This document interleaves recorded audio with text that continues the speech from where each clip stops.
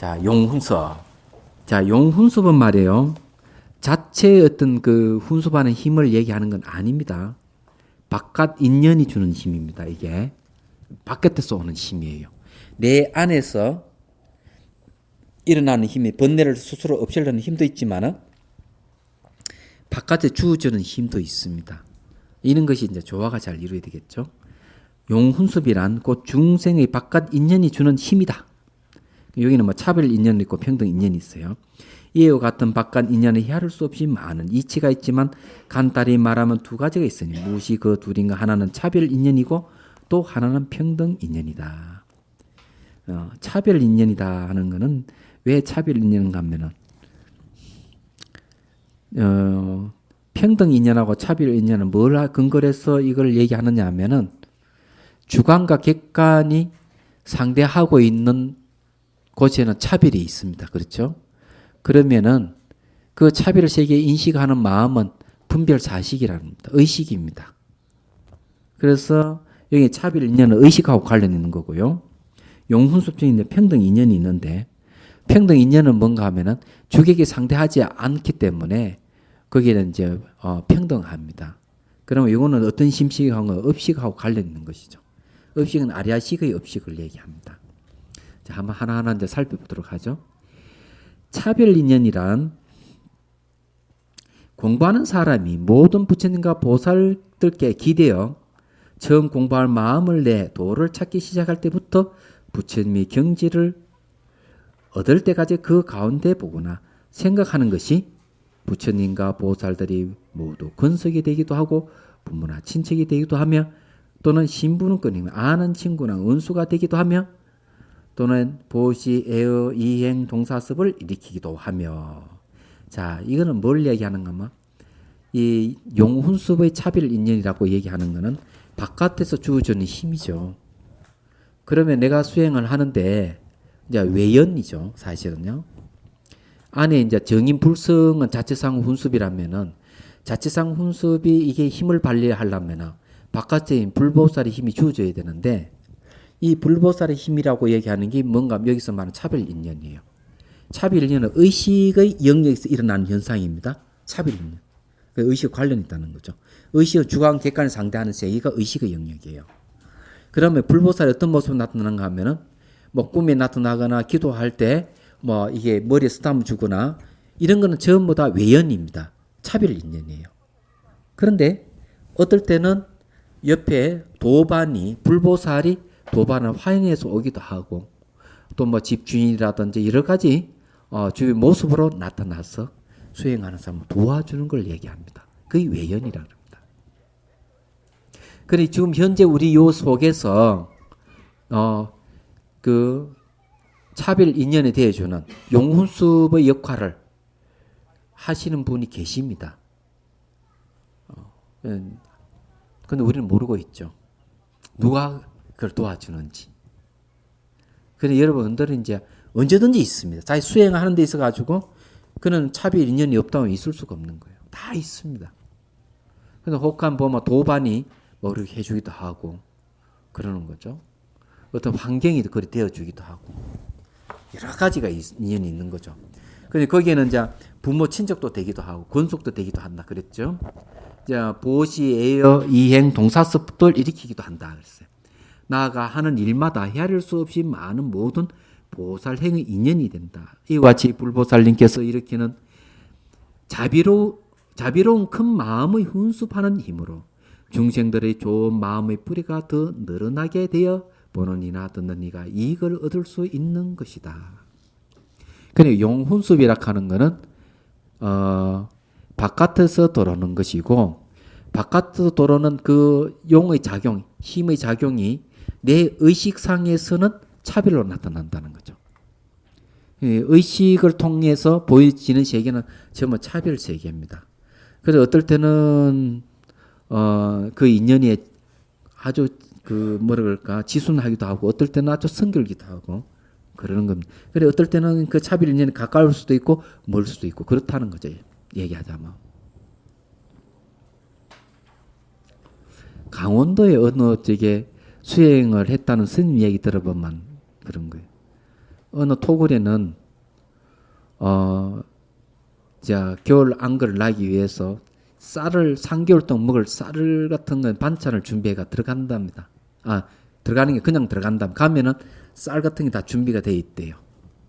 그럼 이제 눈이 오면 3개월 동안 못 나가니까 쭉 자다 수행을 한다는 얘기하자면, 수행을 하고 난 뒤에는 그 다음에 이제 다른 스님이 와가 수행을 할 수 있도록 나가 탁발을 해가지고 3개월치 쌀과 음식을 반찬을 만들어 놓고 간답니다. 가면 또 다른 스님이 와가 그것도 수행을 하고, 이런 데가 있다 그러대. 강원도 어딘지는 잘 모르겠는데.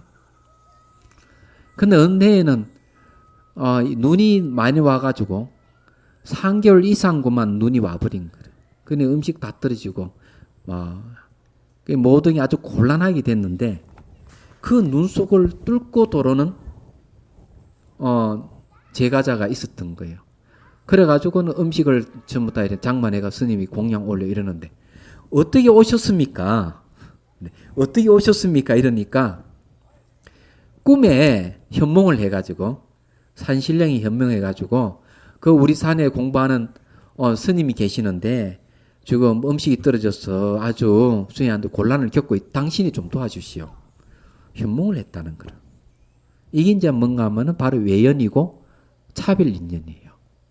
이런 식으로 해가지고 그런 경우가 있습니다. 저도 좀 비슷한 경험이 하나 있는데, 제가 용연사 주지를 했거든요. 3년 전에인가 이제 4년 됐네요.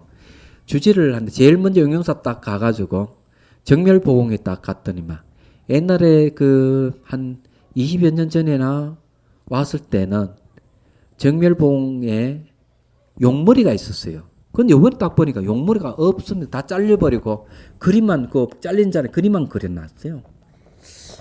그래서 이 주지로 와가지고 보니까 이게 참 되게 안 좋게 보이는 거예요.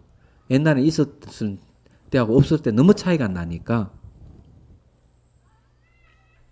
그래서 이제 소임자들을 불러가지고 제일 먼저 해야 할 일은 용연사인데 용이 없어서 안 된다. 정멸봉이 좀 용머리가 없으니까 용불사를 먼저 해야 되겠다. 그래 얘기를 했거든요.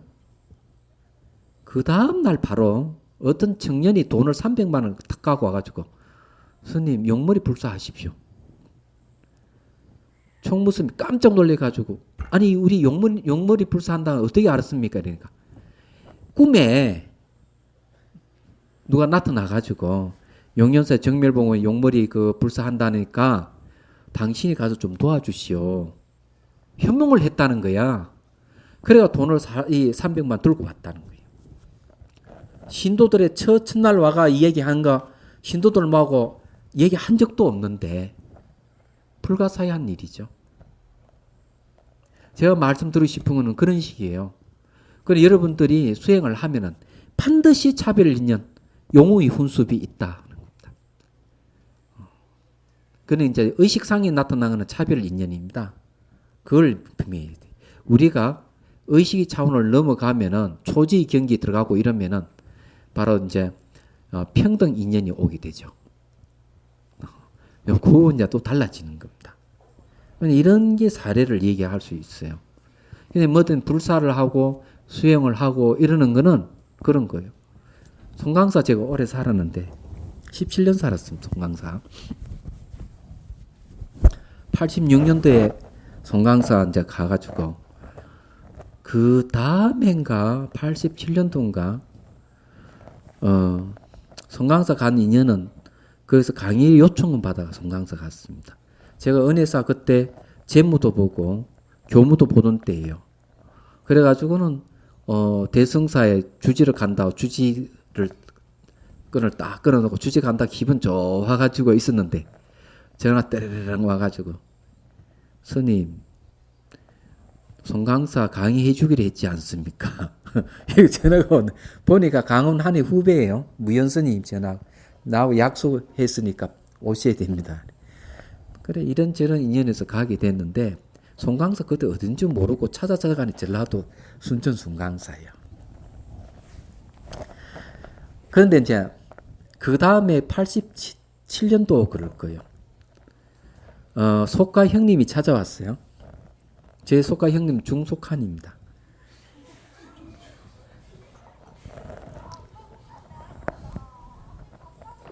선생님들 알 사람 다 알아요. 중광도 하고 실력도 있어요. 그 다 여자한테 꼬시겨가 나갔지만은 홀리는 게 문제지. 그래 이제 이선 찾아온 거요. 그날 마침 무슨 날이냐면은 삭발 목욕하는 날이라. 그러니까 이제 이 형님이 방 안에서 낮잠을 내 방에서 잠을 잔 거예요. 잠을 들었다가 턱 깨어나더니만 하는 얘기. 이야, 이 송강사는 보통 도량이 아닌 것 같다. 그래, 뭔데? 그러니까 이 낮에 꿈꾼 건데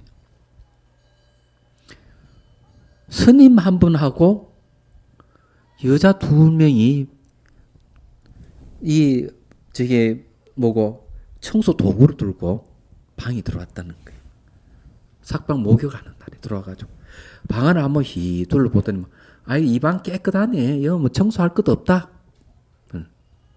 그 여자는 인간 사람이 아닌 것 같다. 꿈에 봤을 때. 그러고는 한번 방을 휘 둘러보고 그냥 나가더라. 그래서 하는 이야기가 이 송강사는 도량에는 아마 이 불보살이 지켜주는 것 같다. 그러니까 삭방 목욕 날은 머리 깎고 목욕하고 청소하는 날인데 탁 나타나가지고 그렇더라는 거예요. 그럼 송강사만 있겠어요? 동화사도 있죠. 다 있습니다. 보이지 않는 힘이라는 건 대단한 거예요. 근데 왜 나는 꿈을 안 꾸는지 모르겠어. 중속하는 꾸고 말이에요. 저 확실히 이제 문제가 좀 있는 것 같아. 자, 그 다음에 봅시다. 그래서 이게 보시에어 이행 동사섭을 일으키기도 하며 나아가 하는 일마다 헤아릴 수 없이 많은 보살행의 인연이 된다. 이와 같은 불보살님께서 일으키는 자비로운 큰 마음을 훈수하는 힘으로 바깥으로 들어오는 훈수이죠. 영향이에요. 중생들의 좋은 마음의 뿌리가 더 늘어나게 되어 보는 이나 듣는 이가 이익을 얻을 수 있는 것이다. 그래서 이게 기도를 하거나 또 수행을 하거나 또 꿈을 꾸거나 이러면 불보살이 나타나가 자꾸 격려를 해주고 힘을 밀어줍니다. 정인불성의 힘을 이 발휘하도록 그렇게 하는 것이죠. 이게 뭐 용훈습이에요.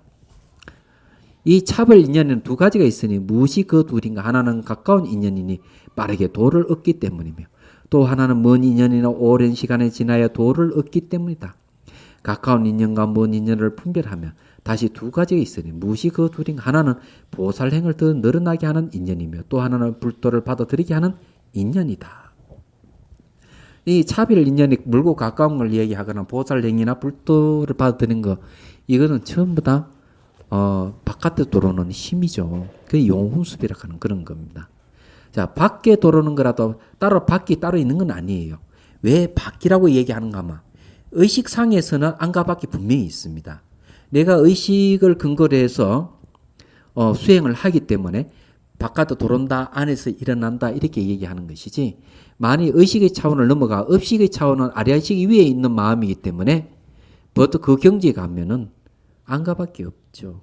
초지 경지만 들어가면은 안과 밖에 없는 겁니다. 평등 인연이에요. 그래서 바깥에 주어지는 준다든지 안에서 작용한다든지 이런 말을 안 하게 됩니다.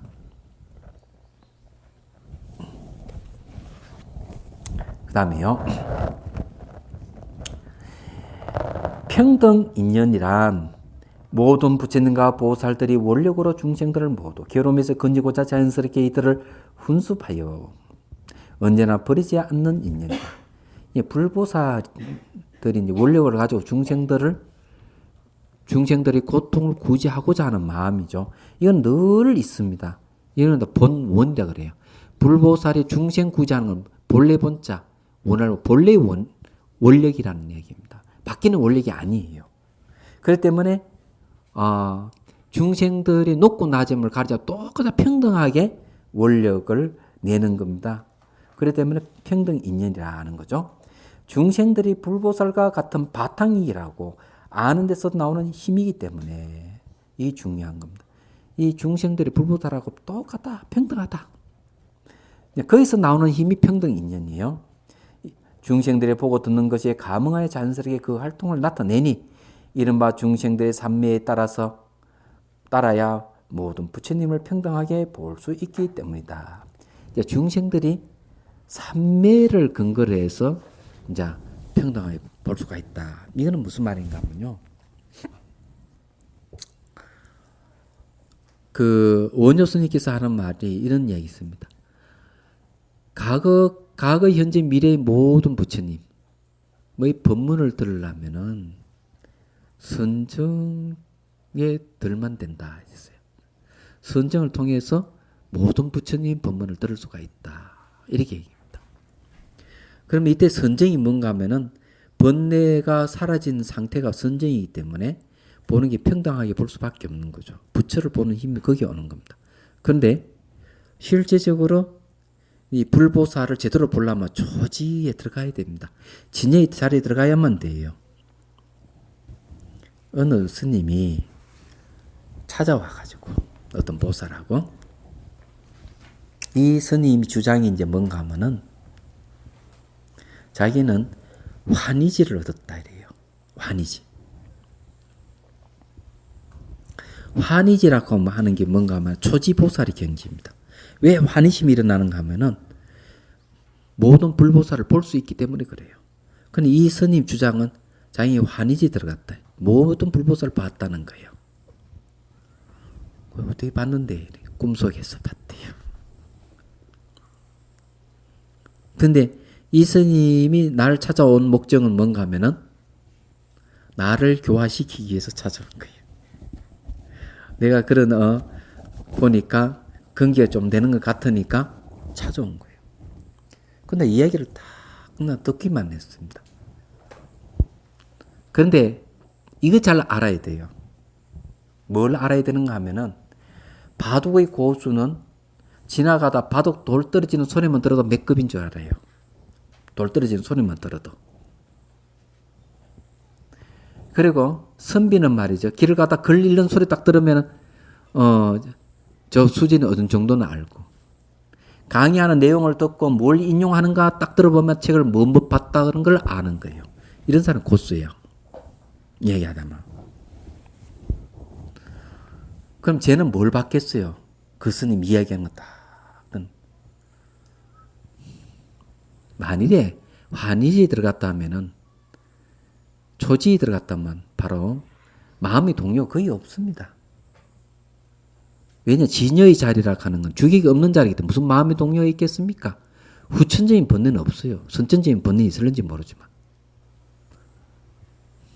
제가 뭘 받겠어요? 그 선이 말하는 태도라든지 손의 움직임을 살펴보니까 뜨는 겁니다. 이거 물론 중풍 걸린 건 아니죠. 왜 이렇게 손을 뜨느냐? 마음의 동요가 있다는 거죠. 그럼 초지 아니죠. 무슨 말 이해가 돼요? 그 사람 보면 알 수가 있는 거죠. 이분이 어느 정도 경지가 있느냐, 태도만 보면 이 사람 마음의 동요가 있는지 없는지 알 수가 있는데, 난 초지도 안 갔어. 안 가도 아무렇지도 않는데 상대가 갔다는 사람이 왜 그러냐 얘기예요. 그러면 당연히 아니죠. 얘기하자면. 그럼 꿈속에서 부처님 봐도 되겠어? 삼매에 들어서 봐야 돼요. 삼매에 들면 이제 삼매에 들어서 초지 경지에 들어가 있을 때는 불보살이 나타나는 거예요. 그리고 정토에 가서 부처님 법문을 들을 수가 있어요. 초지 들어가면. 근데 그게 아닌 거예요. 그러면 당연히 아니죠. 이제 그런 게 있단 말이에요. 그래서 여기 이제 이 삼매라 하는 말이 나와서 하는 이야기입니다. 그래서 이른바 중생대 삼매에 따라야 모든 부처님을 평등하게 볼 수 있기 때문이다. 이때 삼매는 뭐겠습니까? 부처님 평등하게 볼 수 있다면 초지 경지는 들어가야 안 됩니까? 제가 보기엔 그렇다는 거죠. 그래서 차별 인연과 평등 인연을 이제 다 얘기를 했고, 체와 용의 훈습을 분별한다.